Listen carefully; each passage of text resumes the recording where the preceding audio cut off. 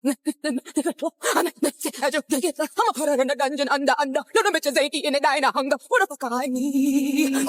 ang init naman sa Pinas. Wala na, ulas na makeup ko. Sobrang init.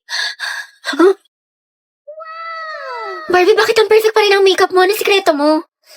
Ito ang sikreto ko.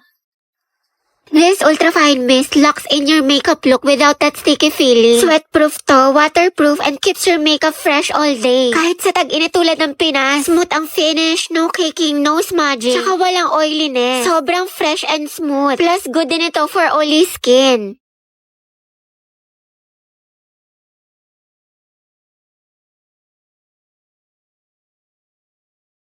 Hala, ang perfect pa din. Okay, teka lang, wala nito setting spray na to. Diba, sobrang ganda niya, kaya bumili ka na din. Tap the yellow heart now to get yours. Man, Monday na naman. Tinatamad pa ako pumasok. The second sem pa namin.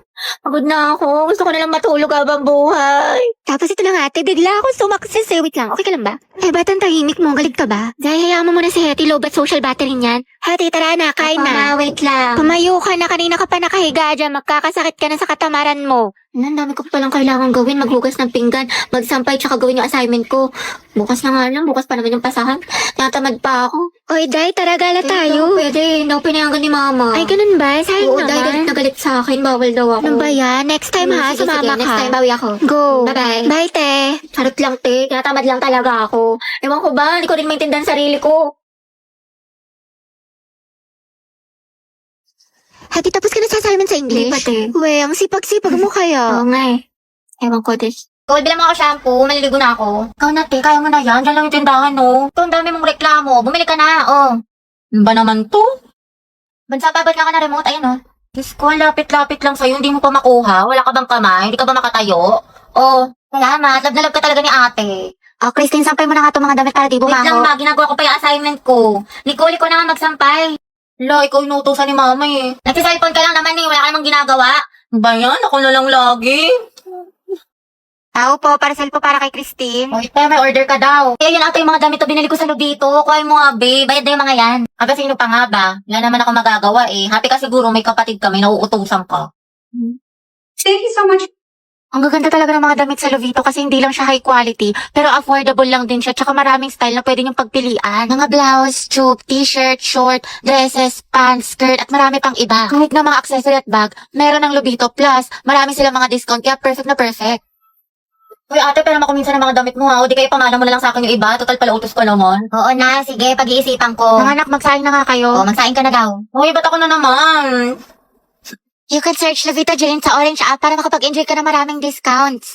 Uy, Happy New Year, Hetty! Happy New Year!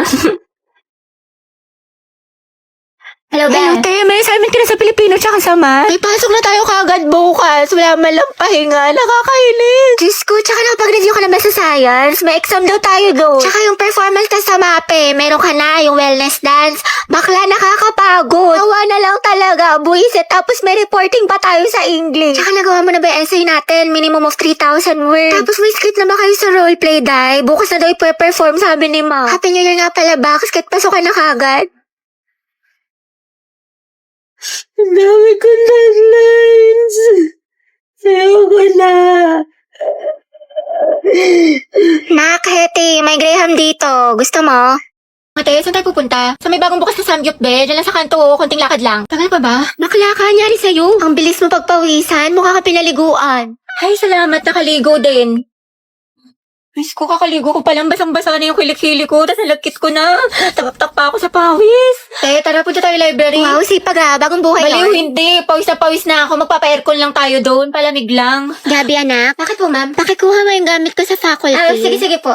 Ma'am, ito na po. Uy, dahil basang-basa ka sa pawis, sa faculty ka lang galing. Diyos ko ka. O, ito, Ifan. Thank you, te. Hey! Ang ganda-ganda ko. Ayan, ang fresh ko na. Ready na ako pumasok. Maalis na ako. Sige, ingat ka. Ang init. Hulas na makeup ko. Papasok pa lang, mukha na akong pauwi. Hindi na ba nakalimutan ang kalimutan ka? Kung tayo talaga, dada na ang magsa.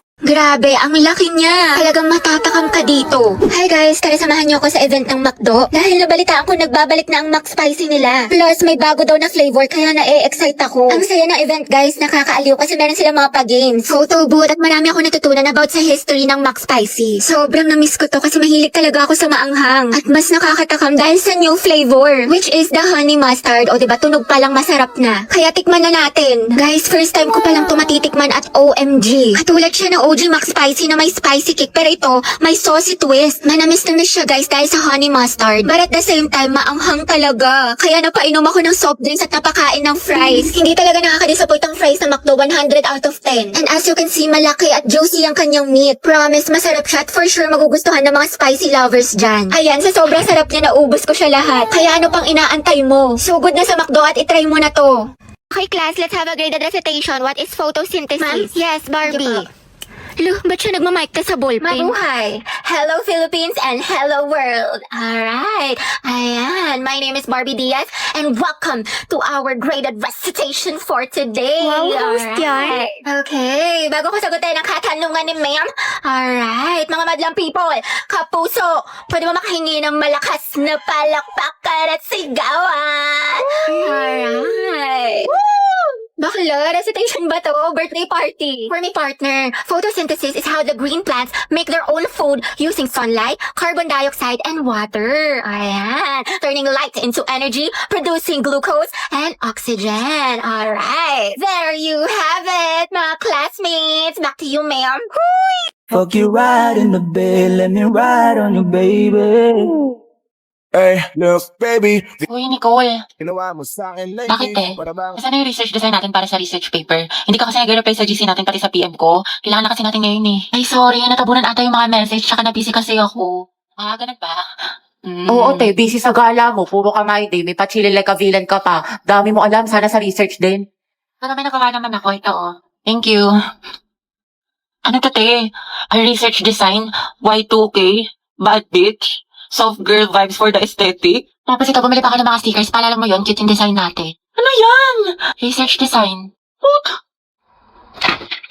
Ah, Nicole, tinanggal ka na namin sa PETA. ah. Bakit? Wala ka namang tinulong eh. Uy, meron kaya. Ah, sige, ano inambag mo? Ganda. Lo, Ganda lang. ay wow, slay sis. At least fresh ka, diba? Kahit bagsak ka.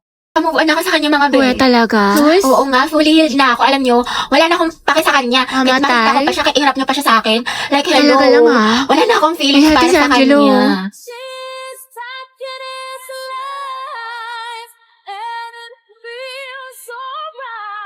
Oh, ano te, kala ko ba move on ka na? Oo nga, wala ka ng pake, diba? Kahit makita siya. Ba't parang bumalik? Ewan ko sa'yo te, marupok ka. Bakla fake news ka. Kasi ang gwapo niya. Wala na. Back to zero na naman. In love na naman ako ulit. Umiikot na naman ulit yung mundo ko sa Maliw ka na, te. Ama ka na. Papaninginipan ko na naman siya.